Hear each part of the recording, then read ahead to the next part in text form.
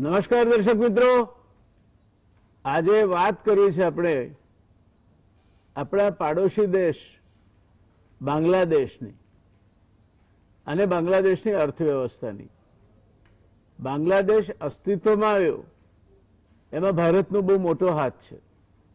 1971માં બાંગ્લાદેશનું યુદ્ધ જીતીને મુજીબુર રહેમાનને ભારતે સત્તા સ્થાને સ્થાપ્યા અને ત્યારબાદ બાંગ્લાદેશ એ એક સ્વતંત્ર દેશ તરીકે અસ્તિત્વમાં આવ્યો. અત્યંત ગરીબીમાં સબળતો આ દેશ, જેની 60% કરતા વધારે વસ્તી ગરીબીમાં સબળતી હતી. 1971માં આ દેશ અસ્તિત્વમાં આવ્યો અને 1974માં ત્યાં એવો ભયંકર અકાળ પડ્યો કે લાખો લોકો એ અકાળના કારણે મરી ગયા. આ બાંગ્લાદેશ આજે ક્યાં પહોંચ્યું છે, જેને કિસિંજરે, હેનરી કિસિંજર, એણે એક સમય એવું કહેલું કે આ તો બોટમલેસ બાસ્કેટ છે, બોટમલેસ વેસલ છે. એ ક્યારેય પોતાની મેતે, ક્યારેય કોઈની મદદ વગર પોતાના પગ પર ઊભું નહીં રહી શકે. આજે એ જ બાંગ્લાદેશે માત્ર માથાદીઠ આવકમાં નહીં, પણ હેપીનેસ ઇન્ડેક્સમાં ભારતને પાછળ રાખ્યું છે. એ જ બાંગ્લાદેશે ભારતને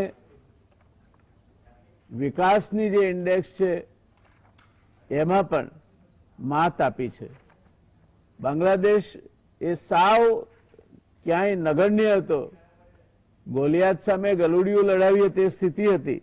એમાંથી આગળ વધીને બાંગ્લાદેશે એની માથાદીઠ આવક આજે ભારતની 2020-21માં $1947 હતી, એના સામે $2227 માથાદીઠ આવક મેળવીને ભારત કરતા માથાદીઠ આવકમાં આગળ નીકળ્યું છે.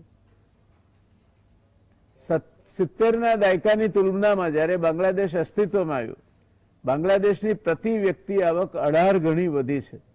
ગરીબી ઘટીને 60% હતી, એનામાંથી ઘટીને 20.5% થઈ છે. અને એક્સપોર્ટના મામલે તો એણે એવું કલેવર કાઢ્યું છે કે આજે બાંગ્લાદેશમાં બનેલા ટેક્સટાઇલ એ વિશ્વ બજારમાં ધૂમ મચાવે છે. આ પરિસ્થિતિમાં બાંગ્લાદેશ આજે ક્યાં છે અને આવનાર સમયમાં ક્યાં જશે એ અંગેની વાત કરવી હોય તો આપણે centre for economics and business રિસર્ચનો જો હવાલો લઈએ તો વિશ્વનું 25મું સૌથી મોટું અર્થતંત્ર બાંગ્લાદેશ 2035 સુધીમાં બની જશે એવો વર્તારો એણે કર્યો છે. 1975માં સંયુક્ત રાષ્ટ્રે બાંગ્લાદેશને ઓછા વિકસિત દેશો પૈકી એક દેશ તરીકે સૂચિબદ્ધ કર્યો હતો. નોંધનીય છે કે વિકાસશીલ દેશ હોવાની 3 શરતો છે. વર્ષ 2018માં બાંગ્લાદેશે પ્રથમ વખતે આ 3 શરતો પૂરી કરી અને વર્ષ 2021માં ફરી એકવાર આ જ શરતો બાંગ્લાદેશે પૂરી કરી છે. આ શરતોમાં પ્રથમ શરત પ્રતિ વ્યક્તિ આવકનો સૂચકાંક છે, બીજો આર્થિક સ્થિરતા સૂચકાંક છે અને ત્રીજો માનવ વિકાસનો સૂચકાંક છે. આ બધામાં બાંગ્લાદેશ આગળ નીકળ્યું છે. એટલું જ નહીં, પણ એણે માનવ વિકાસનો જે સૂચકાંક છે એની યાદીમાં પણ ભારતને માત આપી છે. વર્લ્ડ હેપીનેસ ઇન્ડેક્સ 2021 પ્રમાણે કુલ 149 દેશોની યાદીમાં ભારત 139માં ક્રમે છે, જ્યારે બાંગ્લાદેશ 101માં ક્રમે છે. બાંગ્લાદેશનો વિકાસ એક હદે કહીએ તો સીમાંત સ્તરે લાખો લોકોને રોજગારી અને ઉત્પાદન અને નિકાસના સુધારાને કારણે થયો છે. આર્થિક વિકાસ સિવાય બાંગ્લાદેશમાં માનવ વિકાસના માપદંડ પર પણ મહત્વપૂર્ણ સુધારા થયા છે. આ બાબતે બાળકો અને માતાઓનું સ્વાસ્થ્ય મહત્વપૂર્ણ છે. 1974માં દેશમાં જન્મ લેતા પ્રત્યેક 1000 બાળકોમાંથી 153નું મૃત્યુ નિપજતું હતું. વર્ષ 2018માં આ સંખ્યા ઘટીને માત્ર 22 થઈ ગઈ છે. 1991માં 5 વર્ષ કરતા ઓછી ઉંમરના બાળકોનો મૃત્યુદર પ્રતિ 1000 બાળકે 212 હતો, જે વર્ષ 2018માં 29 રહી જવા પામ્યો છે. વર્ષ 1981માં માતૃ મૃત્યુદર 4.6% હતો, તે વર્ષ 2000માં ઘટીને માત્ર 1.79% થયો છે. બાંગ્લાદેશમાં કુપોષણ અને માતૃ સ્વાસ્થ્યના ક્ષેત્રે કામ કરવા માટે બિન સરકારી સંગઠનો અને સ્વાસ્થ્ય સંગઠનો ઘણું મોટું યોગદાન છે. આ સંગઠનોએ છેવાડાના ક્ષેત્રોમાં જાગૃતતા વધારવા માટેના પ્રયાસો કર્યા છે અને સરકારી સહાયતા પ્રદાન કરવા માટેનું પણ એના વાહક તરીકેનું કામ કર્યું છે. એક સમય એવો હતો જ્યારે કહેવાતું કે બહારની મદદ વગર બાંગ્લાદેશ ઊભો રહી શકશે નહીં. આજે એ જ બાંગ્લાદેશ એક ગૌરવપૂર્ણ પોતાની પ્રગતિ સાથે વિશ્વ સમુદાય સામે ઊભો છે. ત્યારે પ્રશ્ન એ થાય, આમ તો ભારતની અર્થવ્યવસ્થા બાંગ્લાદેશ કરતાં ઘણી મોટી છે, એટલે ભારતની અર્થવ્યવસ્થાની સાથે બાંગ્લાદેશની અર્થવ્યવસ્થાની સરખામણી આપણે કરીશું તો કદાચ એવું લાગશે કે આપણે અતિશયોક્તિ કરી રહ્યા છીએ. પણ બાંગ્લાદેશની વસ્તી જેટલી જ ભારતની વસ્તી હોય તો ભારતની વસ્તીના એ જ પ્રમાણ, એ જ વિસ્તાર આપણે લઈએ તો બાંગ્લાદેશના કરતાં ભારત આગળ નીકળી શકે ખરું? દુનિયાભરના અર્થશાસ્ત્રીઓ આ બાબતમાં નકારાત્મક અભિપ્રાય આપે છે. આજે બાંગ્લાદેશ કરતાં માથાદીઠ આવકની દ્રષ્ટિએ આપણી આવક $280 ઓછી છે. આપણે હ્યુમન ડેવલપમેન્ટ ઇન્ડેક્સમાં બાંગ્લાદેશ કરતાં પાછળ છીએ અને બાંગ્લાદેશે એક જે મોટી સિદ્ધિ પ્રાપ્ત કરી છે, જે ઘણા લોકો ધર્મ સાથે જોડીને ક્યારેક આ વાત કરતા હોય છે, તે સિદ્ધિ છે જન્મના દરને નિયંત્રિત કરવાની. બાંગ્લાદેશનો જન્મદર એ આપણા જન્મદર કરતાં ઓછો છે અને એના કારણે બાંગ્લાદેશ વસ્તીને કાબૂમાં રાખવામાં, વસ્તી વિસ્ફોટમાંથી બચવામાં સફળ રહ્યું છે.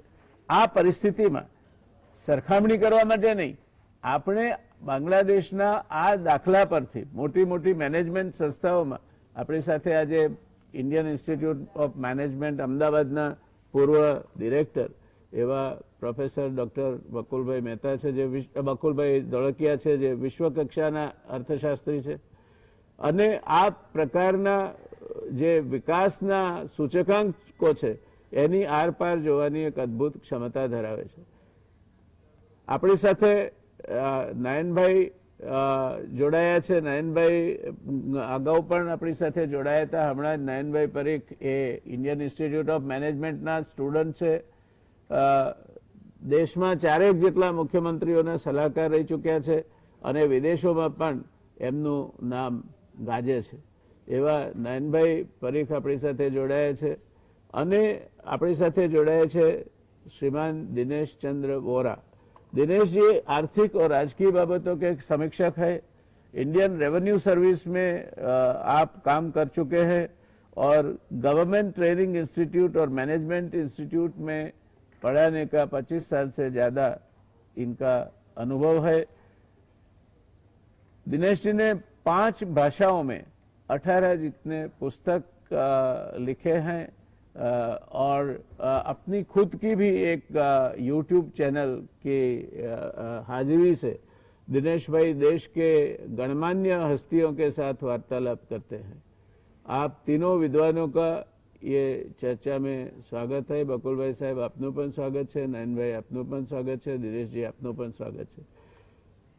મેં અગાઉ કહ્યું તેમ આપણે આ ચર્ચા એ બાંગ્લાદેશને મહાન બતાવવા માટે નથી કરતા અને ભારતની ખોડખામીઓ કાઢવા માટે પણ નથી કરતા, પણ જેમ ઇન્ડિયન ઇન્સ્ટિટ્યૂટ ઓફ મેનેજમેન્ટમાં કેસ હિસ્ટ્રી ભણાવાય છે અને એ કેસ હિસ્ટ્રી પરથી પછી તારણો કાઢવામાં આવે છે, એવો આ એક કેસ હિસ્ટ્રી આપણી સામે છે, જેની આપણી અર્થવ્યવસ્થાને સુધારવા માટે આપણે શું એમાંથી તારણો કાઢી શકીએ એ પ્રકારની હકારાત્મક ચર્ચા આજે આપણે કરવી છે। ચર્ચાની શરૂઆત બકુલભાઈ સાહેબ આપથી કરીશું। આપ સ્ટુડિયોમાં છો એ અમારું સદભાગ્ય છે। બાંગ્લાદેશની આ આખો જે અનુભવ છે અથવા તો બાંગ્લાદેશે જે રીતે એક સાવ પછાત દેશ તરીકે અસ્તિત્વમાં આવીને આજે જે વિશ્વ સમુદાયમાં પોતાનું એક નામ અંકિત કરવાનો પ્રયત્ન કર્યો છે, બાબતમાં આપને શું કહેવું છે અને એના પરથી આપણે શું દાખલો લઈ શકીએ? આ બહુ જ ટોપિકલ મુદ્દો છે અને છેલ્લા 6 મહિનાથી આ વિષય ચર્ચામાં છે. આના ઉપર પાર્લામેન્ટ ક્વેશ્ચન પણ પૂછાયો હતો અને મિનિસ્ટરે જુલાઈ મહિનામાં પાર્લામેન્ટમાં એનો જવાબ પણ આપ્યો હતો. ઇન્ડિયા વર્સેસ બાંગ્લાદેશ નો સવાલ પૂછવામાં આવ્યો હતો. હવે આપે જેમ કહ્યું તે પ્રમાણે આપણે આને પોઝિટિવ ફ્રેમ ઓફ માઇન્ડથી જોઈએ તો ધ રેલેવન્ટ ક્વેશ્ચન ઇઝ કે what can we learn from Bangladesh. જી, બાંગ્લાદેશે એવું શું કર્યું કે જેમાંથી આપણે કંઈક લેસન લેવું જોઈએ. હવે સૌથી પહેલી વાત કે હિસ્ટોરિકલ એવિડન્સ જોઈએ તો જ્યારે જ્યારે દેશોએ ઇકોનોમિક રિફોર્મ્સને ઇમ્પ્લિમેન્ટ કર્યા છે ત્યાર પછી 20 થી 25 વર્ષનો સમય લાગ્યો છે એ અર્થતંત્રને રિફોર્મ્સના રિઝલ્ટ્સ અચીવ કરવામાં. હવે બહુ જ ઓછા માણસોને ખબર હશે 1971માં વોર પછી ડિસેમ્બરની 1972માં જ્યારે બાંગ્લાદેશ ઇન્ડિપેન્ડન્ટ થયું ત્યાર પછી બાંગ્લાદેશની પરિસ્થિતિ ભયંકર હતી. બટ ઇન્ટરનેશનલ મોનેટરી ફંડ અને વર્લ્ડ બેન્કે બાંગ્લાદેશને હેલ્પ કરવાની ચાલુ કરી અને એ લોકોએ રિફોર્મનો એજન્ડા સેટ કર્યો. બાંગ્લાદેશ પાસે ઇન્ડિયાની જેમ ઇન્ટરનલ કોમ્પિટન્સ નહોતું કે એ પોતે રિફોર્મ એજન્ડા નક્કી કરી શકે. પણ એમના પોલિટિશિયને Mujibur Rahman listen to the advice of IMF. 1974માં જે માણસે ઘસીને ના પાડી એ માણસ 8 મહિનામાં એ બધી કન્ડિશનને એક્સેપ્ટ કરવા માટે રાજી થઈ ગયો અને ધેરફોર 1975 થી બાંગ્લાદેશમાં ટ્રેડ અને એક્સચેન્જ રેટ રિફોર્મ્સની શરૂઆત થઈ. China started reforms in 1977. ચાઇનાથી 2 વર્ષ પહેલા બાંગ્લાદેશે રિફોર્મની શરૂઆત કરી અને જેમ થાય છે તેમ શરૂઆતના 10 વર્ષ બહુ પેઇનફુલ હતા બાંગ્લાદેશ માટે 75 to 85. જી. હવે 1975માં જ્યારે બાંગ્લાદેશ ઇકોનોમિક રિફોર્મ્સ પેકેજ ને લિબરલાઇઝેશનની શરૂઆત કરી ત્યારે હિન્દુસ્તાનમાં ઇમરજન્સી લાગુ કરવામાં આવી. આપણો ઇકોનોમિક રિફોર્મનો પ્રોસેસ 1991માં શરૂ થયો. એટલે we are lagging behind Bangladesh by 16 years in implementing reforms. We lag behind China by 14-15 years. China made rapid strides because China totalitarian economy હતી. પણ એક બીજી વસ્તુ આપણે સમજવાની જરૂર છે કે બાંગ્લાદેશની પોપ્યુલેશન ડેન્સિટી વર્લ્ડમાં હાઈએસ્ટ છે. Area population divided by area. જી. એટલે બાંગ્લાદેશમાં પોપ્યુલેશન વધારે છે પણ રિજનલ ડાયવર્સિટી ઓછી છે કારણ કે જ્યોગ્રાફિકલ એરિયા જ ઘણો નાનો છે. Therefore it is more compact in terms of culture, systems and practices. જી. આપણા જેવું નથી કે 30 રાજ્યો હોય એટલે 30 અલગ અલગ કલ્ચર્સ હોય અને કોઈક ને કોઈક રાજ્યમાં દરેક વખતે કોઈક ને કોઈક પ્રોબ્લેમ ચાલતા જ હોય. So therefore, whatever form of democracy exists in Bangladesh, democracy doesn't come in the way of implementation of reforms in the same sense in Bangladesh as it happens in India. જી. જેમ કે બાંગ્લાદેશમાં PSU ડાઇવેસ્ટમેન્ટ થઈ જાય લોકોને ખબર ના પડે, એનો કોઈ પ્રોટેસ્ટ ના હોય, કશું ના થાય. બાંગ્લાદેશની એક બહુ સિમ્પલ વસ્તુ છે કે જે ઓપોઝિશન છે એને તમે કરપ્ટ છે એમને આપી દો એટલે રસ્તામાંથી ખસી જાય. સો પ્રોજેક્ટ્સ બાંગ્લાદેશમાં ઇમ્પ્લિમેન્ટ કરવા એટલા અઘરા નથી જેટલા સામાન્ય રીતે બીજા દેશોની અંદર હોય. જી. હવે આ બધાને કારણે અને બીજું કે આપણે ફક્ત પર કેપિટા ઇન્કમ ઉપર જોઈએ છીએ પણ મારું કહેવાનું એમ છે કે એના બીજા ઇન્ડિકેટર્સ પણ લો ને. Why don't you look at foreign direct investment per capita, public debt per capita, foreign exchange reserves પર કેપિટા, આ બધા પેરામીટર. હવે દાખલા તરીકે હાઉ મેની પીપલ નો કે આટલો ભયંકર પેન્ડેમિક આવ્યો તેમ છતાં 2020માં બાંગ્લાદેશનો ગ્રોથ રેટ વોઝ 2.4% પોઝિટિવ, આપણો ગ્રોથ રેટ 7.5% માઇનસ હતો. Bangladesh was the 7th fastest growing economy in the world in 2020. ભાગ્યે જ 10-15 કન્ટ્રીઓ હતી કે જેનો ગ્રોથ રેટ પોઝિટિવ હતો, એમાં Bangladesh was one of them.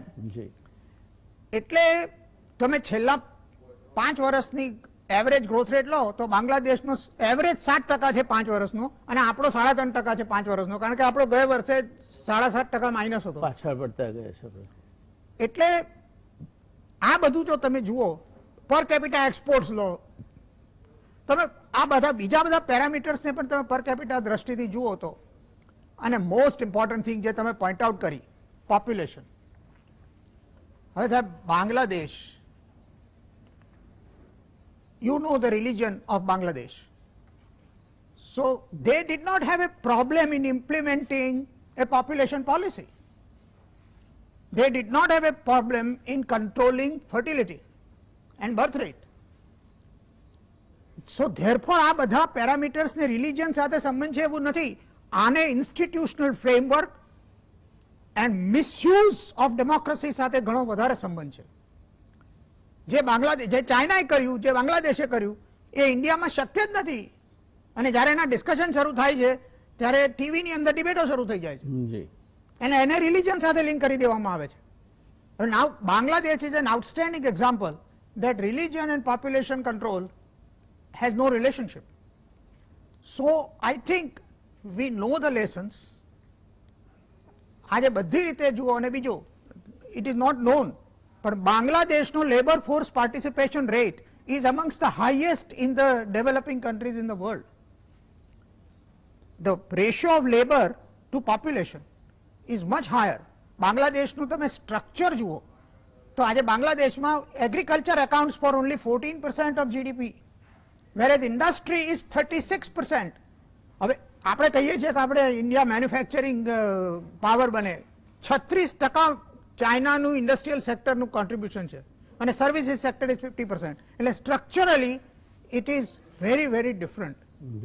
So I think આ બધા factors they were propelling Bangladesh to grow fast. મને તો એ વાતની નવાઈ લાગે છે કે બાંગ્લાદેશના રિઝલ્ટ અચીવ કરતા આટલો બધો સમય કેમ થયો. What Bangladesh has achieved in 2020 and 2021, it should have, in my view, achieved it in 2010 or 2012. જી, એટલે I think it is an excellent backdrop. બીજા એના જે રિસોર્સિસને એન્ડાઉમેન્ટ છે તેની પછી વાત કરીશું, પરંતુ ફેક્ટ્સ અને ફિગર્સની જો આપણે વાત કરીએ તો Bangladesh had all the makings of becoming an emerging market economy. જી, ધન્યવાદ સાહેબ. નયનભાઈ, આપણે તો એ સંસ્કૃતિના વારસદારો છે જે સંસ્કૃતિ આપણને શીખવે છે આનો ભદ્રા ક્રતવયંતો વિશ્વતઃ. દરેક દિશામાંથી મારા મનમાં સારા વિચારો આવે, વેદની રૂચા છે, અને ભારત જ્યાં સુધી દરેક દિશામાંથી પોતે સારા વિચારો લેતો હતો, તક્ષશિલા અને નાલંદા ધમધમતા હતા, ત્યાં સુધી ભારત વિશ્વગુરુ હતું. આપણે કૂવામાં પુરાઈ ગયા અને મારી વાત જ સાચી તેમાં પડ્યા, તે આપણી મોટામાં મોટી મૂર્ખામી ગણો કે જે ગણો તે. પણ સાહેબે કહ્યું તેમ democracy has become a passport to misbehave in our country.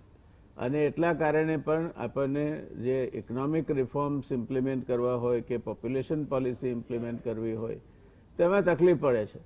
પણ એ સિવાયના પણ જેને સોશિયલ રિફોર્મ્સ કહેવાય એમાં પણ તમે જે live birth the date of the rate of children who die, infants who die, થી માંડીને માલ ન્યુટ્રિશન સુધીના પેલામાં પણ બાંગ્લાદેશ પાસેથી આપણે કંઈક શીખવું જોઈએ. મોહમ્મદ યુનુસે આપણને ગ્રામીણ બેંકનો વિચાર શીખવાડ્યો અને કઈ રીતે નાની બચતને મોટા કામમાં વાપરી શકાય તે શીખવાડ્યું. આ બધા ઉપરથી બાંગ્લાદેશ પાસેથી આપણે સારું શું ગ્રહણ કરી શકીએ? આપણે ચાલો માની લઈએ કે બાંગ્લાદેશે એનું જે રીતે કરી શકાય ઇમ્પ્લિમેન્ટેશન, એમાં કોહરન્સ છે, કોમ્પેક્ટનેસ છે, એટલે બાંગ્લાદેશ આટલો સારો પ્રગતિ કરી શક્યું. આપણે રાજ્યોમાં પહેલા તો આપણે ભાષાવાર રાજ્ય રચના કરીને આપણે સરદાર પટેલે આપણને આખો દેશ આપ્યો હતો, એને તોડવાનું પહેલું કામ આપણે ભાષાવાર રાજ્ય રચના કરીને કર્યું. અને હવે મતદાનની દ્રષ્ટિએ રાજ્ય રચના કેમ તોડી શકાય જેથી મારો પક્ષ સત્તામાં રહે, એ રીતે દરેક સત્તાધારી પક્ષ મતદાનની દ્રષ્ટિએ નાના નાના રાજ્યો કરીને પોતે જ એમાં સત્તામાં રહી શકે તે રીતે ભારતને તોડવાનું કામ કરી રહ્યા છે. આ બધી પરિસ્થિતિમાં આપ કઈ રીતે જુઓ છો બાંગ્લાદેશના આ ઉદાહરણને? વચ્ચે કદાચ બ્રેક આવશે તો પછી એ પછી પણ આપનું વાત ચાલુ રહેશે. બિલકુલ બિલકુલ. એટલે બ્રેક થી ડરવાનું નથી. ના, બ્રેક નામનો વિલન મારા માટે છે, આપના માટે નથી. બ્રેક થી બ્રેક થવાનું. જી બિલકુલ. એક તો પહેલું તો એક આપને અભિનંદન કે આ એક સરસ સિરીઝ શરૂઆત કરો તો વધારે સારું. એક તો બાંગ્લાદેશ ની જ વાત કરી છે, પણ મારા હિસાબે આપે જેમ કહ્યું આપણી તો સંસ્કૃતિ છે કે બધા પાસે શીખવું, અને બાંગ્લાદેશ થી એક શરૂઆત કરો છો. મારા હિસાબે મારી આપને એ વિનંતી છે કે જો આપણે કોઈ સિરીઝ કરીએ એટલે યુએઈ પાસેથી શું શીખી શકીએ. એક તેલ બનાવનાર દેશ જેને ટુરિઝમ વગેરે બાકીની બધી રીતે હમણાં એનો એક્સપો ચાલુ થયો, ઉપરાંત કામ્બોડિયા, વિયેતનામ, મલેશિયા, ઇન્ડોનેશિયા, આ બધા દેશો પાસેથી આસપાસના સાઉથ એશિયાના દેશો પાસેથી એટલું બધું શીખવાનું છે જુદી જુદી રીતે કે મારી આપને વિનંતી કે આ સિરીઝ કોઈને કોઈ ફોર્મમાં આપ ચાલુ રાખશો તો બાંગ્લાદેશથી આપણે જે શરૂઆત કરીએ છીએ એ મારા ખ્યાલથી આજુબાજુના ઘણા દેશો પાસેથી જે ઘણું શીખવાનું છે એને કોઈક રીતે આપણે એક સ્ટ્રક્ચર કરી શકીશું. જી બાકી તો મિસ્ટર દિનેશ વોરા પણ એમની ચેનલમાં બાંગ્લાદેશના બહુ જ લોકો એક્ટિવ છે, એ જાણે છે. બકુલભાઈએ તો ખેર બહુ જ એક શરૂઆતથી જ બાંગ્લાદેશનો સ્ટડી કર્યો હોય એમ બધી વિગતો આપી છે. મને બાંગ્લાદેશ સ્ટડી કરવાના 2 મોકા મળ્યા હતા. એક તો હું ટેક્સટાઇલ કમિટીનો ચેરમેન હતો, ત્યારે બાંગ્લાદેશના રેડીમેડ ગાર્મેન્ટે જે આપણા ભારતના ટેક્સટાઇલ ઉદ્યોગને બહુ જ રીતે હંફાયો, એના માટે બાંગ્લાદેશનો સ્ટડી કરવાનો મોકો મળ્યો. અને અત્યારે હું બાંગ્લાદેશની એક યુનિવર્સિટી, નોર્ધન યુનિવર્સિટીમાં એડવાઇઝર છું. એટલે એ લોકોની એજ્યુકેશન સિસ્ટમ અને એમાં એના વાઇસ ચાન્સેલર જોડે આજે જ વાત કરતો હતો, તો એના જે પડકારો છે, એની જે લાક્ષણિકતાઓ છે, એ બધું નજીકથી મને જોવાનો, એમાંથી શીખવાનો, એમાં કંઈક કોન્ટ્રીબ્યુટ કરવાનો મોકો મળ્યો. એટલે એના થકી જે અમુક ચીજો બાંગ્લાદેશ અંગે મને જાણવા મળી છે એ અંગે હું થોડી વાત કરું. એક તો એ કે 50 વર્ષ થયા બાંગ્લાદેશને, આ વર્ષે 50 વર્ષ ઉજવે છે. અને છેલ્લા 12 વર્ષથી અત્યારના જે પ્રાઇમ મિનિસ્ટર છે એ બેગમ હસીના બહુ સરસ રીતે બાંગ્લાદેશની જે પેલી આગેકૂચ હતી એ એમણે ચાલુ રાખી છે. અને એમાં જે મેઇન એમણે ફોકસ કર્યું છે, હું ગણું છું કે એક આપણે જો ગણીએ કે આપણો કોઈ પણ સ્પેશિયલાઇઝેશનનો જે એડવાન્ટેજ હોય એ આખા દેશને એ લોકોએ રેડીમેડ ગાર્મેન્ટના એક્સપોર્ટ હબ માટે એક સ્પેશિયલાઇઝ નેશન કરી દીધો. એટલે એક આ શરૂઆત એ રીતે થઈ કે ટેક્સટાઇલનો એમનો ઉદ્યોગ હતો એ ડિનેશનલાઇઝેશનમાં કાઇન્ડ ઓફ પરિવર્તન થયો, અને પછી એમાંથી જે એ લોકોએ રેડીમેડ ગાર્મેન્ટના ઉદ્યોગને આખો પકડી લીધો, તો એના એટલા બધા એડવાન્ટેજીસ એમને મળ્યા. અને એમાં એ લોકોએ એમની એવી આગેકૂચ ચલાવી કે અત્યારે ચાઇના પછી ટેક્સટાઇલમાં એક્સપોર્ટિંગ નેશનમાં બાંગ્લાદેશનો નંબર 2 છે. અને આપણા અસંખ્ય એડવાન્ટેજ, કોટનથી માંડીને માન્ચેસ્ટર ઓફ ઇન્ડિયા આપણે ગુજરાતને કહેતા, બીજું બધું કહેતા, એ છતાં પણ બાંગ્લાદેશની આજે આપણે ક્યાંય પણ રેડીમેડ ગાર્મેન્ટમાં નજીક નથી. એટલે હું ગણું છું કે એક પોતાની સ્ટ્રેન્થને ઓળખી અને એની ઉપર જો તમે કામ કરો તો એ ક્યાં પહોંચો, એનો આ બાંગ્લાદેશ આપણને એક ઉદાહરણ પ્રોવાઈડ કરે છે. અને એ રેડીમેડ ગાર્મેન્ટમાં આજે યુરોપિયન યુનિયનમાં, અમેરિકામાં, જાપાનમાં બાંગ્લાદેશે પોતાનો એવો સિક્કો સમાવ્યો છે કે કોઈ આજુબાજુ આવી ના શકે. અને અત્યારે એના ટોટલ નિકાસમાં 84% ફાળો ખાલી ગાર્મેન્ટનો છે અને ટેક્સટાઇલનો છે. એટલે હું ગણું છું કે આવી પોતાની જાતને સ્પેશિયલાઇઝેશન માં એક ઓળખવી અને એમાં કામ કરવું, એ એક હું એનો ખાસ એની સ્ટ્રેન્થ ગણું છું. અને હું ગણું છું કે ઇન્ડિયા શીખે કે આપણી શું સ્પેશિયલાઇઝેશન છે.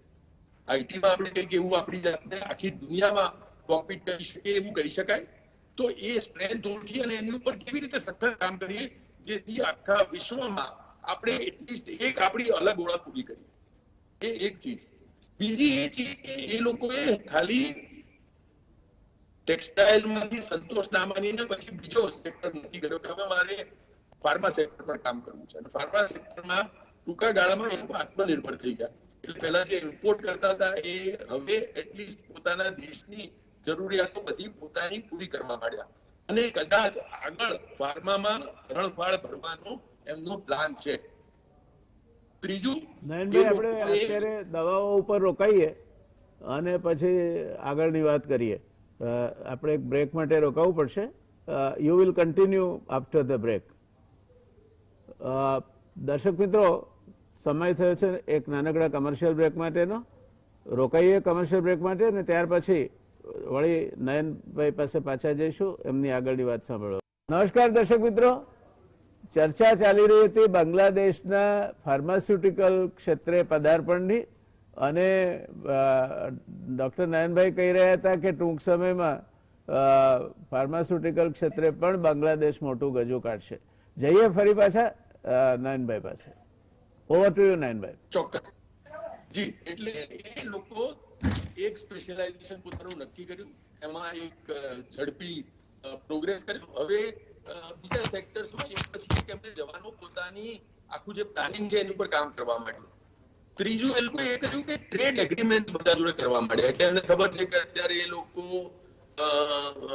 પેલા પછાત દેશોમાંથી હવે શું થોડા વર્ષોમાં વિકાસશીલ દેશોમાં અથવા તો એટલીસ્ટ ડેવલપિંગ નેશન્સમાં આવવા માંડશે. અને એટલે એમને અમુક ટેરિફના એડવાન્ટેજીસ એમના રદ થશે. એટલે એ લોકોએ એ બધા દેશો જોડે, ખાસ કરીને જાપાન જોડે, અમેરિકા જોડે, EU જોડે અને એ લોકોના જે મોટા ટ્રેડ બ્લોક્સ છે એ બધા જોડે ઝપાટા બંધ એગ્રીમેન્ટ કરવાના શરૂ કરી દીધા. આપણે પણ કરી રહ્યા છીએ એમાં. પણ આપણે એમાં થોડા અમુક વારમાં યુગન લીધા છે, અમુક વારમાં આપણે એમ લાગ્યું છે કે આમાં આપણો એડવાન્ટેજ છે કે નહીં, જોવામાં આપણે સમય કાઢીએ છીએ. જ્યારે મારા ખ્યાલથી બાંગ્લાદેશ આ બાબતમાં, જેમ બકુલભાઈ કહ્યું, કદાચ એ લોકોનો ડેમોક્રેસીનો એક એડવાન્ટેજ હોય, એક કોમ્પેક્ટ પોતાનો જે દેશ છે એના કારણે કરી શકતા હોય, પણ એ લોકો જે ઝડપથી કામ કરી શકે છે એ ઝડપની જગ્યાએ આપણે અમુક વાર એમાં બધી ચીજો ઇવેલ્યુએટ કરવામાં કદાચ થોડા ધીરા પડીએ છીએ. એટલે ટ્રેડ એગ્રીમેન્ટ જે એ લોકો ફાસ્ટ કરી રહ્યા છે એ મારા ખ્યાલથી આપણે હજુ એટલી ઝડપથી આ કામ કરી શકતા નથી. આ ઉપરાંત એમણે જે આ ઇકોનોમિક એડવાન્ટેજ થયો, એટલે આપણાથી જે પર કેપિટા ઇન્કમમાં જે લોકો પાછળ હતા એ આજે આપણાથી $2000 પર કેપિટામાં ઉપર જતા રહ્યા. પાકિસ્તાનના તો કરતા ઘણા આગળ નીકળી ગયા. એટલે પાકિસ્તાન જે એમનો પેરેન્ટ દેશ હતો અને ઇન્ડિયા જેમણે એમને એક અલગ દેશ બનવામાં મદદ કરી હતી, એ બંને દેશને આજે એમણે પર કેપિટા ઇન્કમમાં પાછા મૂકી દીધા છે. અને આ એમની ગતિ ચાલુ રાખે છે. અને મારા હિસાબે જે આપણે કહ્યું કે કોરોના કાળમાં ભાગ્યે જ કોઈ દેશોએ પોતાનો વિકાસ દર પોઝિટિવ રાખ્યો છે, એમાં એ લોકોએ એટલા બધા પગલા ભરી અને એન્શ્યોર કર્યું કે આવા કપડા કાળમાં પણ ઇન્ડસ્ટ્રીનો પોઝિટિવ ગ્રોથ ચાલુ રહે. એ એક બહુ જ સરાહનીય વાત છે. આપણે બધા એમાંથી શીખવાની જરૂર છે. એમાં એમણે બહુ જ સહજતાપૂર્વક અમુક નિર્ણયો લીધા, ઝડપથી નિર્ણયો લીધા. અમુક વાર એમણે જ્યાં લોકડાઉન જરૂરી નહોતા ત્યાં થોડું ડાયનેમિકલી વિચાર કરીને કર્યા. અને એ રીતે અત્યારે એ લોકો એક પોતાની બધી હ્યુમન ડેવલપમેન્ટ ઇન્ડેક્સ છે એમાં પણ આગળ વધી રહ્યા છે. એટલે હેપીનેસ ઇન્ડેક્સમાં આગળ વધી રહ્યા છે. એટલે જેમ પૈસા કમાયા અને જેમ ઉદ્યોગો પગભર થયા, એમ ઇમિડિયેટલી એમણે બીજા બધા હ્યુમન ડેવલપમેન્ટ ઇન્ડેક્સ એજ્યુકેશનમાં, હું ત્યાં યુનિવર્સિટીમાં ઇન્વોલ્વ છું, યુનિવર્સિટીઝ ત્યાં જે રીતે કામ કરી રહી છે, એ લોકો જે રીતે દેશના આખા ઓવરઓલ એજન્ડામાં પોતાની જાતને પાર્ટનર ગણે છે, એ મારા ખ્યાલથી આપણે પણ કરવાની જરૂર છે. અને એમાંથી આપણને ઘણું શીખવાનું મળે છે. આમાં થોડા પડકારો પણ છે. મારા ખ્યાલથી જયારે બીજા રાઉન્ડમાં આપણે ડિસ્કશન કરીશું ત્યારે બાંગ્લાદેશના મને શું પડકારો લાગે છે એના અંગે પણ વાત કરીશું. પણ અત્યારે તો આ બધી ચીજો આપણે ચોક્કસ બાंग्लादेश પાસે सीखवानी है। जी धन्यवाद नयन भाई। दिनेश जी, आप तो बांग्लादेश को काफ़ी नज़दीक से देखते हैं, आपने अपनी चैनल पे भी मैं मानता हूँ कि काफ़ी बहस की है इस मुद्दों को लेकर। अभी जो centre for economics and business research का जो रिपोर्ट है बांग्लादेश के लिए, उसमें लिखा गया है कि साल 2035 तक Bangladesh will be the 25th largest economy on the globe. तो आप किस तरह देखते हैं बांग्लादेश की इस सफर को, और हम क्या उसमें से दाखिला लेकर हम हमारे उत्कर्ष के लिए क्या कर सकते हैं? जी, बहुत महत्वपूर्ण प्रश्न है। और इससे पहले नयन भाई और बकुल भाई ने सारा जो उनका पास्ट है और सब चीजें बता दी हैं, मैं उनको रिपीट नहीं करना चाहूंगा।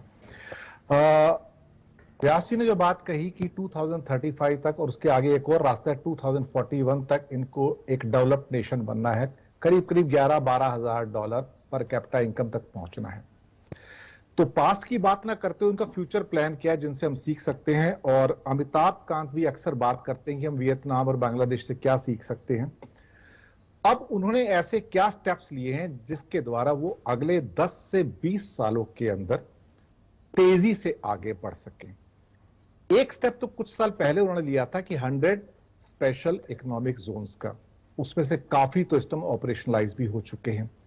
जहां इंडिया में SEZ में हम फेल हो गए, वहीं पे बांग्लादेश वहां पर आगे आता हुआ नजर आ रहा है। और सबसे अच्छी बात उसने ये की कि इंडिया हो, जापान हो, कोरिया हो, उनको specific special economic zones allot किए अलग अलग एरियाज के अंदर। दूसरा, पिछले 3 महीने के अंदर बांग्लादेश सरकार ने कुछ कदम इतनी तेजी से उठाए हैं कि उससे मैं भी चौंक गया हूं। चौंक इसलिए गया हूं कि जो स्टेप्स उठा रहे हैं, मैं सोच रहा हूं कि क्या भारत उन स्टेप्स को मिस कर रहा है। एक स्टेप मैं आता हूं फ्री ट्रेड एग्रीमेंट्स पे।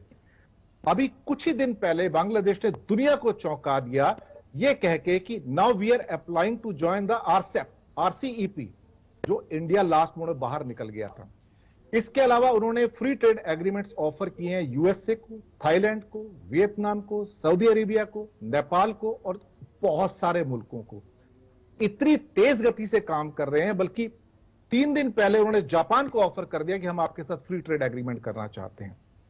ये चीजें जो हैं फॉरवर्ड लुकिंग हैं। हो सकता है इसको इंप्लीमेंट होने में 1 से 2 साल लगे, लेकिन अभी से तैयारी। और RCEP में ज्वाइन करना एक करेजियस और बोल्ड डिसीजन है। और मैं ये कहना चाहूंगा कि जो कंट्री इस समय संक्रमण काल में बोल्ड डिसीजन ले पाएंगे, वो आने वाले 5 से 10 सालों में आगे बढ़ेंगे। और जहां तक पर कैपिटा इनकम की बात है, जहां मैंने किया कि 2035 की आपकी व्यास जी ने मेंशन किया, मैं 2041 में भी जाऊं। अभी इस साल उनकी जो पर कैपिटा इनकम है $2227 है, 2227, जबकि इंडिया की 1947, यानी कि इंडिया से $280 ज्यादा। अगले साल ये बढ़कर ये इनके सारे के सारे अनुमान आ चुके हैं, $2450 होगा और 2023 के अंदर $2750 पे होंगे, जबकि भारत उससे कम से कम नहीं तो $250 से $300 नीचे होगा अगर ये प्रगति रही। तीसरी बात, उन्होंने फैसला किया है कि 7% की ग्रोथ सस्टेन करनी है अगर हर साल, क्योंकि उनकी growth one of the fastest रही है, इसमें कोई शक वाली बात नहीं है पिछले कई सालों में। और टॉप के जो 5-7 कंट्री हैं जो फास्टेस्ट ग्रोथ दे पाए हैं, उसमें बांग्लादेश एक है। इवन कोविड टाइम के अंदर भी, इवन बकुल भाई ने मेंशन किया है कि Bangladesh had given a positive growth of GDP where India was -7.5। तो ये कर क्या रहे हैं? एक सबसे बड़ा उनका जो स्टेप लिया उन्होंने, जो कुछ साल पहले लिया था, जिसको बांग्लादेश आज तक लेने की हिम्मत नहीं करता था, वो था पद्मा ब्रिज का निर्माण। पद्मा ब्रिज बेसिकली बांग्लादेश के 2 हिस्सों को जोड़ता है और ये इतना इंपॉर्टेंट है कि इस एक ब्रिज के अभी जून में ऑपरेशनलाइज होने जा रहा है, वो अगले जून को, और सबसे बड़ा उनके इतिहास का प्रोजेक्ट है। 1% GDP उनका वहां से इंक्रीज हो जाएगा। ये बहुत बड़ी चीज है। लेकिन गारमेंट की बात मैं नहीं करूंगा, क्योंकि गारमेंट के साथ एक चीज छोटी सी जुड़ी हुई थी, इसको मैं कहना चाहूंगा कि उनकी 100 से ज्यादा फैक्ट्रियां हैं जिनको ग्रीन सर्टिफिकेशन मिला हुआ है, जबकि भारत में लेस देन 10 फैक्ट्रियां हैं जिनको ग्रीन सर्टिफिकेशन मिला है। आप सोच सकते हैं। दूसरी बात, बांग्लादेश ने जो 6.8% का उसका शेयर है, जो पिछले साल थोड़ा सा डाउन हुआ था, लेकिन पहले 7 महीनों में फिर से वियतनाम को क्रॉस कर गया है। आपको यकीन नहीं आएगा, Bangladesh has got more than 100 design studios for the governments to innovate in Bangladesh, in Europe, in America, so that they can keep pace with the designs which are coming and required by them. एक नया area जिसके ऊपर वो बहुत तेजी से आगे जा रहे हैं वो है फार्मास्यूटिकल। फास्टेस्ट ग्रोइंग सेगमेंट है इनका फार्मा का। और जनरलाइज मेडिसिन में जैसे इंडिया की बहुत बड़ी एक प्रभुत्ता है, काफी मात्रा में इंडिया एक्सपोर्ट करता है, फार्मा के अंदर बांग्लादेश इतनी तेजी से आगे आ रहा है कि मैं बता नहीं सकता हूं। जूट एक अनदर प्रोडक्ट है जो कि उनका पूरी दुनिया में फेमस है। इसके साथ ही उन्होंने एक और फैसला किया कि अपने आप को मार्केट करने के लिए दुनिया के अंदर बहुत कम देश हैं जो अपने आप को ढंग से मार्केट कर पाते हैं। उन्होंने इस साल CNN जो मीडिया ग्रुप है उससे अनुबंध किया कि पूरी दुनिया में एक पॉजिटिव इमेज, प्रोडक्टिव इमेज के साथ बांग्लादेश को आप मार्केट कीजिए और लोगों को यहां लाइए। और इस बार जो दुबई एक्सपो स्टार्ट हो रहा है अभी, उसके अंदर Bangladesh is showing 50 years of improvement, जिसे बास्केट केस कहा जाता था, बॉटमलेस बास्केट केस के सिंगर के द्वारा। आज वो एक तरह से क्या है कि दुनिया का डार्लिंग बना हुआ है। इवन अमेरिका उनसे बात करता है कि हाँ हम बहुत कुछ कर सकते हैं आपके साथ, कनाडा बात करता है, फ्रांस बात करता है, जापान का एक तरह से कहा जाए तो जैसे जापान एक country of the rising sun है, बांग्लादेश भी वही है, और उन दोनों के आपस में संबंध मजबूत है। लगातार जापानीज कंपनीज हर महीने इन्वेस्ट कर रही हैं। मुझे लगता है कि जो 7% की ग्रोथ है बांग्लादेश की, उसको सस्टेन कर पाएगा, क्योंकि लास्ट वीक में रिपोर्ट आई थी, वर्ल्ड बैंक की रिपोर्ट है कि अगर बांग्लादेश $120 बिलियन का इन्वेस्टमेंट पर ईयर करता है तो उसे 7% की ग्रोथ हासिल होगी। लेकिन ट्रेंड बता रहा है कि they are investing more money than that one. बहुत सारी चीजें हैं जो उनको लेके जा रही हैं, उसमें से एक है शेख हसीना की लीडरशिप। सटल लीडरशिप है, हम्बल लीडरशिप है, आराम से बात करती हैं, कभी भी कहीं उनकी टोन नहीं बदलती है। बल्कि मुझे याद है कि अभी 2-1 साल पहले की बात है, भारत ने प्याज बंद कर दिया था निर्यात में बांग्लादेश को, और पीयूष गोयल साहब बैठे हुए थे और साथ में शेख हसीना जी इंडिया के दौरे पे थी, और वहां पे बहुत सटल अंदाज से पीयूष गोयल को सामने पूरी मीटिंग उन्होंने कह दिया था, चैम्बर ऑफ कॉमर्स की मीटिंग थी, कि अगर आप पहले थोड़ा सा बता देते तो अच्छा होता। यानी कि अपनी नाराजगी व्यक्त की, लेकिन बहुत ही एक तरह से इनोसेंट शब्दों के अंदर मैसेज भी पहुंच गया और इंडिया के लिए एम्बैरेसिंग भी सिचुएशन हो गई। खैर ये अलग बात है, लेकिन इंडिया के साथ भी व्यापार बढ़ा रहे हैं वो। इस टाइम करीब 11-12 बिलियन डॉलर का मल्टी क्या कहते हैं कंट्री ट्रेड है इस टाइम। अब ये जो चीजें हैं उनकी, चाहे पद्मा ब्रिज हो, चाहे जूट हो, चाहे फार्मा हो, चाहे नए जो फ्री ट्रेड एग्रीमेंट्स इतनी तेज गति से बढ़ रहे हैं। इंडिया स्लो हो रहा है, बात कर रहा है, लेकिन कोई ट्रेड एग्रीमेंट साइन नहीं कर पा रहा है। अब आज मैंने सोचा था कि शायद 1-2 एग्रीमेंट होंगे, जल्दी हो जाएंगे, लेकिन उसको कहा जा रहा है अर्ली हार्वेस्ट जो FTAs हैं, अब वो कह रहे हैं अगले दिसंबर के एंड तक होंगे। तो इतनी डिले हो रही है, जबकि बांग्लादेश की स्पीड बहुत ज्यादा फास्ट है।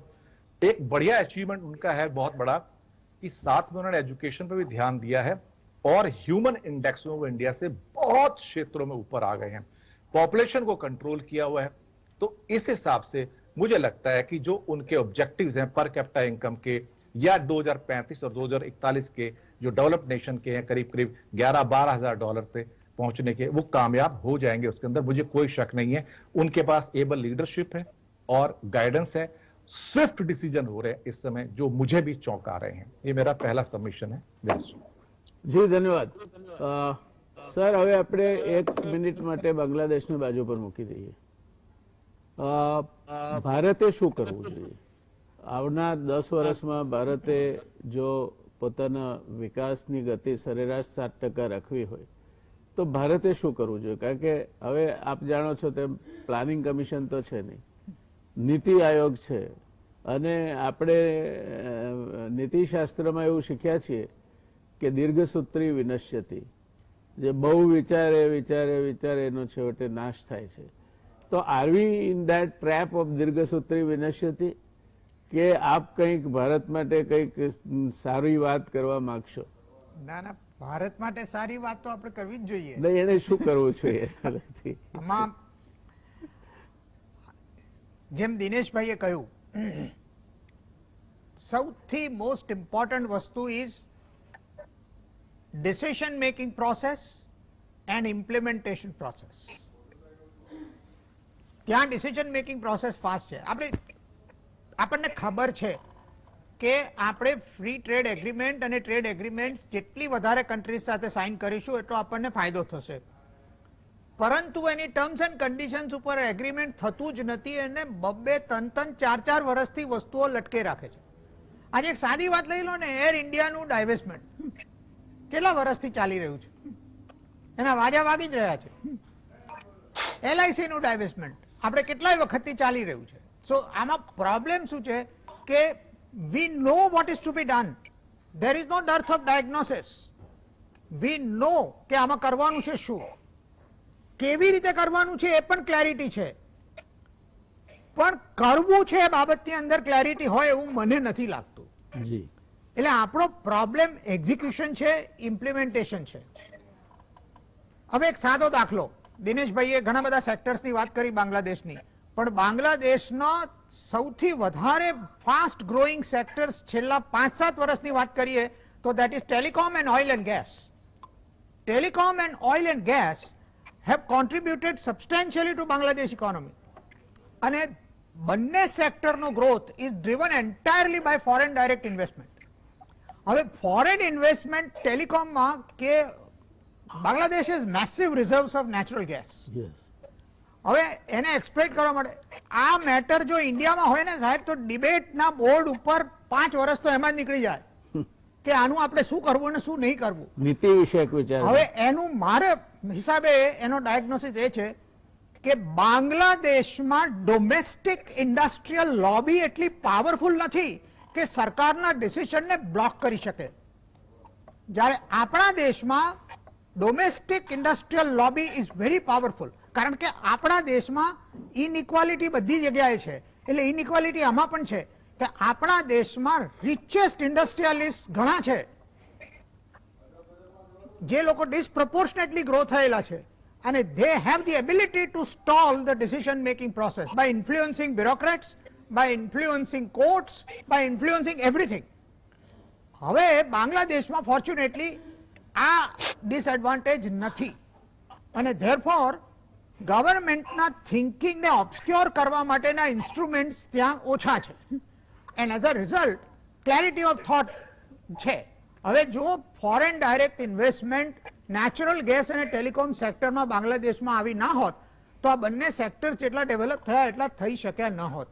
એવી જ રીતે ગાર્મેન્ટનો initial growth was propelled by foreign investment, અને જે બધી જ સાઉથ ઇસ્ટ એશિયન કન્ટ્રીઝે કર્યું કે they invited foreigners to come and set up their manufacturing units. So it has become hub of garment exports. અને બાંગ્લાદેશ being favorably placed, આખી દુનિયા એને ગરીબ દેશ માને, એના તરફ સિમ્પથીથી કામ લે, એટલે Bangladesh had licenses to export things in Europe, અને as a result એ ફેસિલિટીને એક્સપ્લોઇટ કરવા માટે લોકો ત્યાં ગયા કે ભાઈ બાંગ્લાદેશ ડેસ્ટિનેશન કન્ટ્રી થઈ ગઈ એટલા માટે આપણને ઘણા બધા બેનિફિટ્સ મળે. So the point I am trying to make is કે political interference in economic decision making બાંગ્લાદેશમાં મને નથી લાગતું કે એટલું બધું છે, અને ઇન્ડસ્ટ્રીયલ લોબિંગ બાંગ્લાદેશની અંદર ઇકોનોમિક પ્રોસેસીસની અંદર પણ રિલેટિવલી ઓછું છે. પણ બીજું આજે જેમ કે દાખલા તરીકે તમે લો બાંગ્લાદેશની પેન્ડેમિકના ટાઈમમાં 2020માં ડુ યુ નો ધેટ બાંગ્લાદેશનો ફિસ્કલ ડેફિસિટ વોઝ ઓનલી 3.5%. આપણો 9.5% હતો. બાંગ્લાદેશનો ફિસ્કલ ડેફિસિટ વોઝ 3.5%. આટલી મેસિવ સોશિયલ ડેવલપમેન્ટ છતાં બાંગ્લાદેશની fiscal situation is under control. બાંગ્લાદેશનું public debt is only 33% of GDP. So Bangladesh is not an indebted country. એટલે એના બધા પેરામીટર્સ એ ફેવરેબલ છે, અને that is because of this positive. એટલે આપણે આ વસ્તુ શીખવાની જરૂર છે કે will to act is not enough. Ability to execute and implement is equally important. And I think આપણે એમાં લેક કરી રહ્યા છીએ. We know what is to be done, but we are diffident to do it. Very true, sir. Will to act is enough, but the execution is where we lag. અને આપે બીજી એક બહુ સરસ વાત કહી સાહેબ કે ઇન્ડસ્ટ્રીયલ લોબી ત્યાં કોઈ પણ વસ્તુને રોકે એટલી મજબૂત નથી. એટલે જે પોષતું તે મારતું તેવો દિશે ક્રમ કુદરતે. આપણા ત્યાં મોટી મોટી ઔદ્યોગિક ગૃહો છે, પરિણામે આપણા ત્યાં 1% લોકો પાસે 58% પૈસા છે અને 10% લોકો પાસે 90% પૈસા છે, અને આ લોકો ધારે ત્યારે સરકારથી માંડીને ગમે તેને પોતાના ગજવામાં લઈને ચાલી શકે તેમ છે. આ આપણો મોટામાં મોટો જો કોઈ ડિસએડવાન્ટેજ હોય, પણ એની સાથે સર વિથ યોર પરમિશન ચીનમાં પણ જેકમાંથી માંડીને ઘણા મોટા થઈ રહ્યા હતા, પણ ચીને એમને એક સપાટે ઠેકાણે કરી દીધા કે બધાની સાથે રહો, નહીં તો તમને ટોટાલિટેરિયન નો એડવાન્ટેજ કરો ને, એટલે સોસાયટી ટોટાલિટેરિયન. એ જેકમાં ને ચીન જે કરી શક્યું અથવા એના બીજા મોટા મોટા ઉદ્યોગપતિઓને કે ફિલ્મ સ્ટારોને જે કરી શક્યું એ આપણે નથી કરી શકતા. આપણે સરકાર એવું કરવા જાય સરકાર જતી રહે તે પ્રકારની પરિસ્થિતિ કદાચ ઊભી થાય. એટલે આ પરિસ્થિતિ છે. નયનભાઈ, ઓવર ટુ યુ, આ ચર્ચાને આગળ વધારો આપ.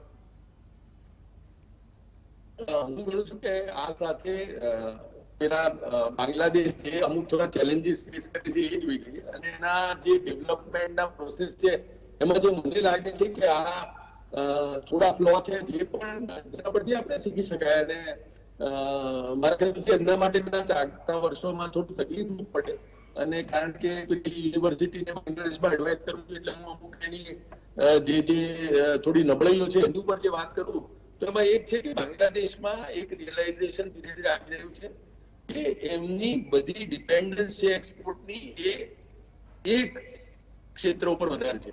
એટલે કંઈક થયું જો રેડીમેડ ગાર્મેન્ટમાં કે ટેક્સટાઇલમાં તો એના 84% જે એક્સપોર્ટનો હિસ્સો છે એ દેશના અર્થતંત્રને ખોરવી શકે.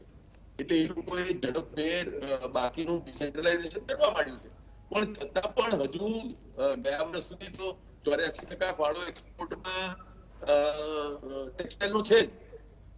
બીજું, એ લોકો જે ડુઈંગ બિઝનેસ ઇન્ડેક્સ જે છે વર્લ્ડ બેંકની એમાં પાછા પડી રહ્યા છે. એટલે જે ઈઝ ઓફ બિઝનેસ કરવાની વાત હોય, જેમાં આમ જે એની સરકાર ઘણા કામો કરી પણ રહી છે અને ઘણી બાબતમાં ઝડપભેર નિર્ણયો પણ લઈ રહી છે, પણ એમાં પણ એક એવું વાતાવરણ ઉભું થઈ રહ્યું છે કે જેમાં અમુક ઇન્ડસ્ટ્રી તો પ્રોગ્રેસ કરે, જેમ ટેક્સટાઇલ વગેરે તો કરે છે, પણ ઓવરઓલ ડુઈંગ બિઝનેસ નો ઇન્ડેક્સ જે છે એમાં એ લોકો થોડા પાછળ પડી રહ્યા છે.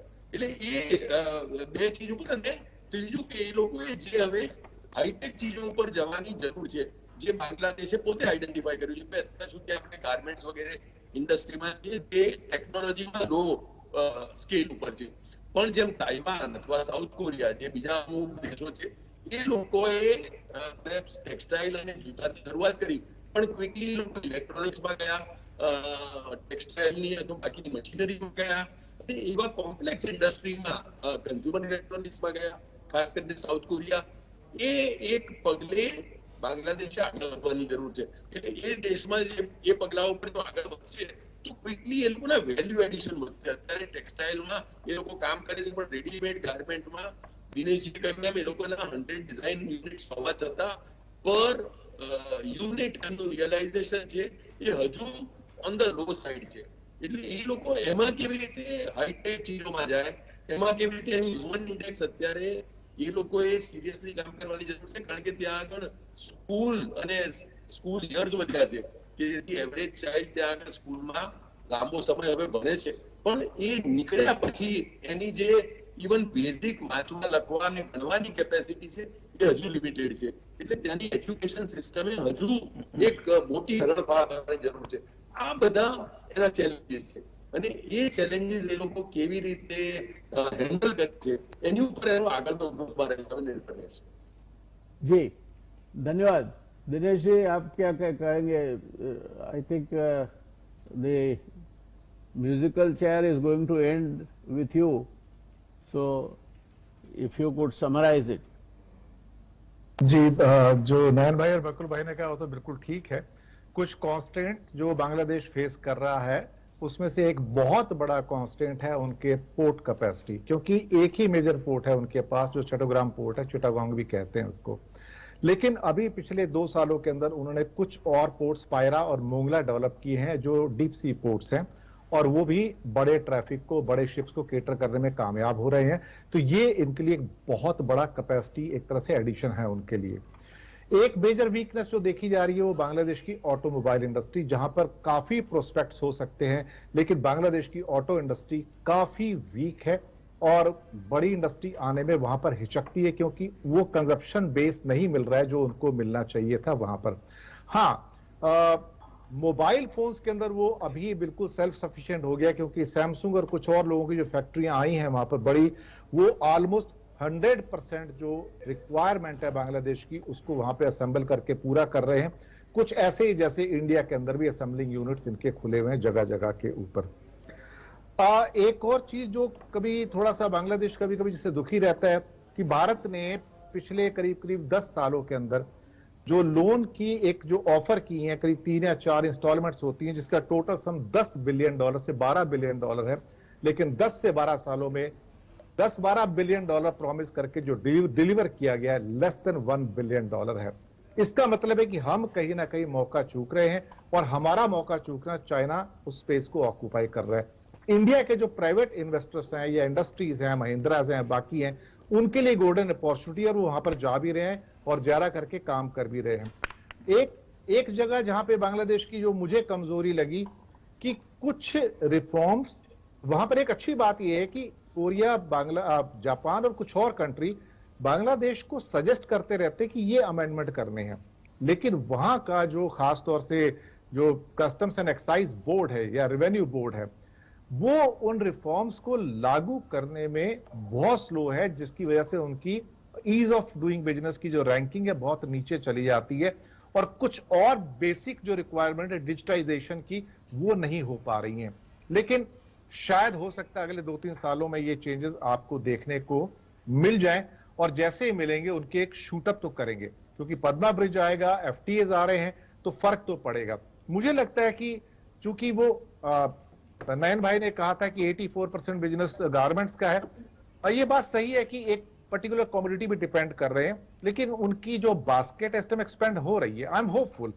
मुझे कुछ ऐसा लग रहा है, मेरा अनुमान ये है कि आने वाले 3 से 5 सालों के अंदर जब उनके इंफ्रास्ट्रक्चर प्रोजेक्ट्स रेडी हो जाएंगे, जिसमें रूपपुर का जो न्यूक्लियर प्लांट भी है, हाईवेज हैं, मेट्रो रेलवेज हैं, और जो बड़ा उनका एक हाईवे बन रहा है ढाका और चट्टग्राम का है, उससे उनको फर्क पड़ेगा, और शायद 3 से 5 साल के अंदर 2025-26 के अंदर मुझे लगता है कि उनकी जीडीपी ग्रोथ भी फास्टर होगी।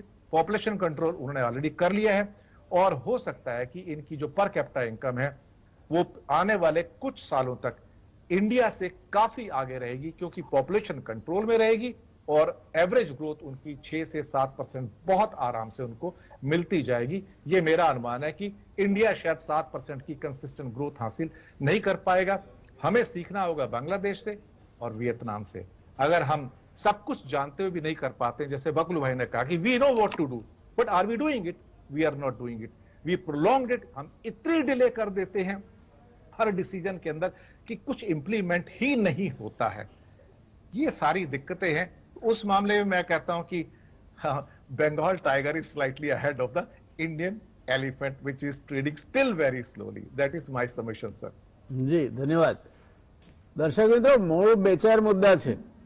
એક તો બાંગ્લાદેશે વસ્તીને કાબુમાં રાખી છે, બીજી વાત છે ત્યાં ધંધો કરવો હોય તો વિદેશમાંથી પણ જેને ધંધો કરવો છે એને છૂટ છે, અને ઝડપથી એને પોતાનો ધંધો ત્યાં સ્થિત કરી શકાય છે। ત્રીજું, પછાત દેશ તરીકે એક વખતે બાંગ્લાદેશને લેબલ મારવામાં આવ્યું હતું, એટલે યુરોપ ને બીજા બધા દેશોમાં પ્રેફર્ડ ગુડ્સ તરીકે એના ત્યાંથી આયાત કરવાની એને સવલત હતી। ચોથી વાત, આજે પદ્મા નદી ઉપર રેલ અને રોડનો જે બ્રિજ બાંધી રહ્યા છે એનાથી એના જીડીપીમાં 1% વધારો થઈ જશે, અને એને આગળ ધક્કો મારશે। પાંચમી વાત એ છે કે આપણા ત્યાં જે ઔદ્યોગિક બધા હાથીઓ છે અથવા મગરમચ્છો છે, એવા મગરમચ્છો હજુ બાંગ્લાદેશમાં પેદા નથી થયા, અને એટલે સરકારથી માંડીને બધે જ બ્યુરોક્રેસી હોય, સરકાર હોય, બધે જ એ ધારે તે કરાવી શકવાની ક્ષમતા ધરાવતી લોબી આજે બાંગ્લાદેશમાં પ્રમાણમાં ઘણી નબળી છે। હશે, નથી એમ આપણે કહીએ તે કદાચ અતિશયોક્તિ હશે, પણ ઘણી નબળી છે, અને સરકારને ગજવામાં લઈને ચાલી શકે અથવા બ્યુરોક્રેસીને ગજવામાં લઈને ચાલી શકે એવા ઔદ્યોગિક ગૃહો બાંગ્લાદેશમાં નથી। અને છેલ્લે બકુલભાઈ સાહેબે કહ્યું, બહુ સાચી વાત છે, આપણે શું કરવું તે જાણીએ છીએ। જેમ દુર્યોધને કહેલું કે જાનામી અધર્મમ, અધર્મ શું છે મને ખબર છે, બટ પણ નચમેવ વૃત્તિ, પણ એ મારી વૃત્તિ નથી. જાનામી ધર્મમ નચમેવ વૃત્તિ, હું ધર્મ શું છે જાણું છું, નથી જાણતો એમ નહીં, પણ મારી એ વૃત્તિ નથી. અને જાનામી અધર્મ, અધર્મ શું છે એ પણ જાણું છું, પણ ત્યચમેવ પ્રવૃત્તિ ત્યચમેવ મુક્તિ, મારી મુક્તિ અને પ્રવૃત્તિ એ જ છે.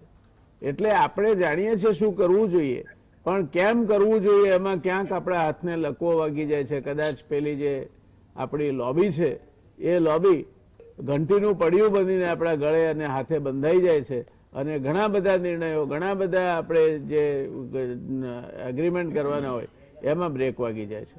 આશા રાખીએ ભારત પણ 7%ના દરે બાંગ્લાદેશની માફક વિકસતું થાય. આજની ચર્ચાનો હેતુ ભારત નબળું કેમ છે, ભારતને નબળું કેમ દેખાડવું એ નહોતો. ભારત એમાંથી શું શીખી શકે, આપણે શું શીખી શકીએ, તે હકારાત્મક હેતુ સાથે આજની ચર્ચા હતી. આપ સૌએ માણી હશે.